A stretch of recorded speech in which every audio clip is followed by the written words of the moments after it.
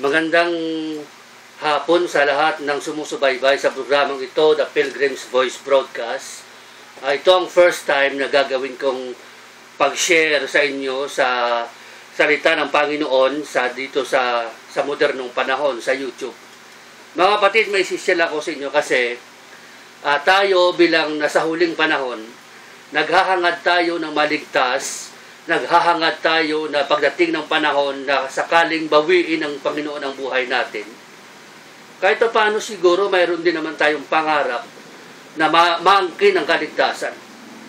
Pero hanggat hindi natin nakikita yung panahon, yung nakaraan, hanggat hindi natin naaalala ang ginawa ng Panginoon sa Kalbaryo 2,000 years ago, almost 2,000 years ago, hindi mo maaaninag ang daan, ang tamang kaligtasan.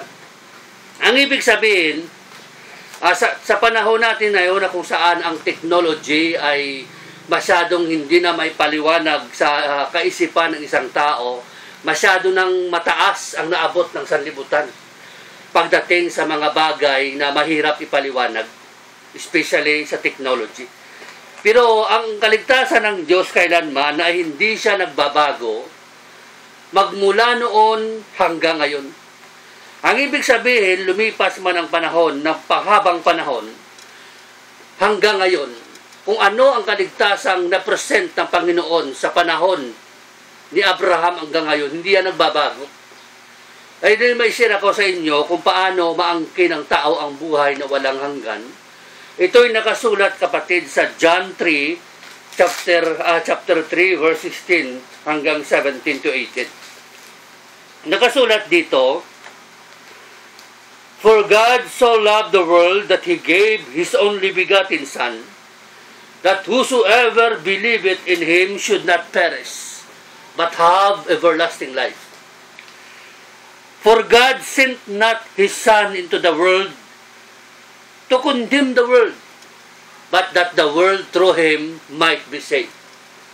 Sa verse 18, "He that believeth on Him is not condemned, but he that believeth not is condemned already, because he hath not believed to the only begotten Son of God." Ang ibig sabihin, kapatid, ganito, ang kadaan ng kaligtasan ng Panginoon way back sa panahon na kung saan ipinakikilala niya sa atin, kung paano maaangkin ng tao ang buhay na walang hanggan is no other than balikan mo lang ang nakaraan.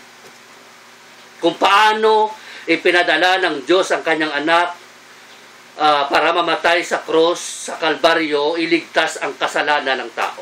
Mga kapatid, ang kaligtasan na yan, hindi nagbabago yan. At hanggang ngayon, ang kaligtasan na yan ay mananatili hanggang sa wakas.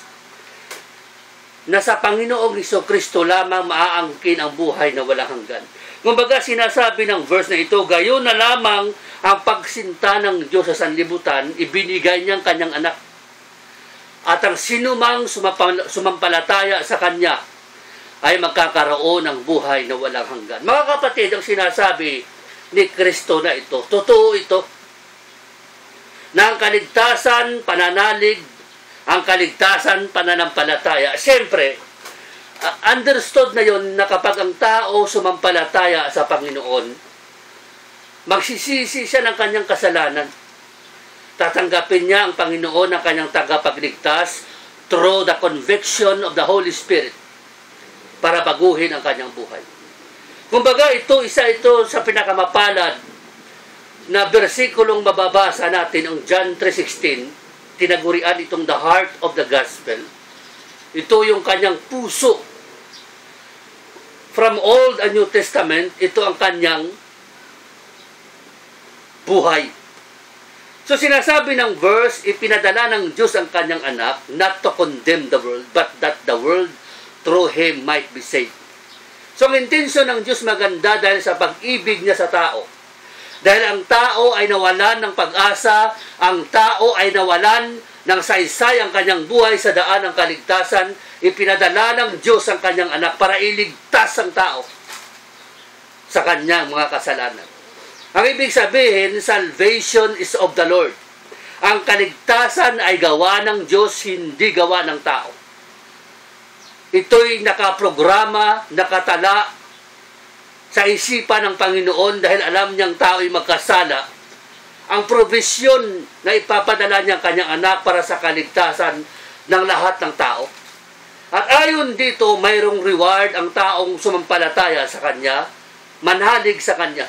Mga kapatid, ang faith, ang pananalig, pananampalataya, ito ay may kakibat na ilagay natin sa isang ay buong puso.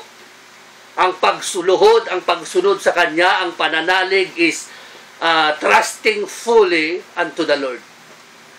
Buong pananalig. Hindi ito pananampalataya ng isip lang. Ang sinasabi ng Romans 10:9, na sa puso ng tao ang pagsampalataya ang daan ng kaligtasan. Ibig sabihin sa John 3:16 na ang pag-ibig ng Diyos inireveal niya sa tao, ipinadala niya ang kanyang anak para ito ang maging daan ng papunta sa kaluwalhatian sa Ama.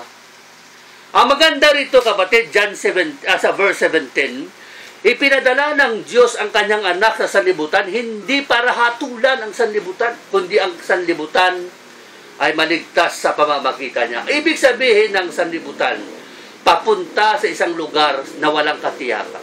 Ang mga tao sa sanlibutan naligaw, wala ng patutunguhan. Ang mga tao ay papunta sa lugar na kung saan ang kadiliman ay nandun. Ang kagandahan ng Diyos ay dahil ipinadala niya ang kanyang anak, hindi para i-condemn ang sanlibutan because the world ay condemned already. Bagkus ipinadala niya ang kanyang anak para ipakilala sa iyo, sa akin, na ang daan ng kaligtasan niya ay sa kanya lamang pananalig sa kanyang anak. Mga kapatid, ang verse 18 nakasulat dito, kung babasahin natin ang verse 18, ang nakasulat dito sa verse na ito ay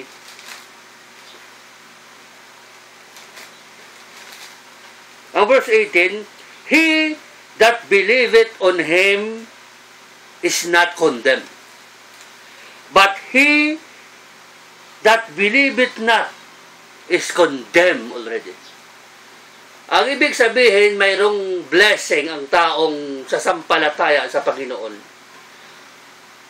Hindi siya i-condemn ng Panginoon. Darating ang panahon na kung sakaling bawiin man ng Panginoon ang kanyang buhay sa harapan ng luklukan ng kanyang trono,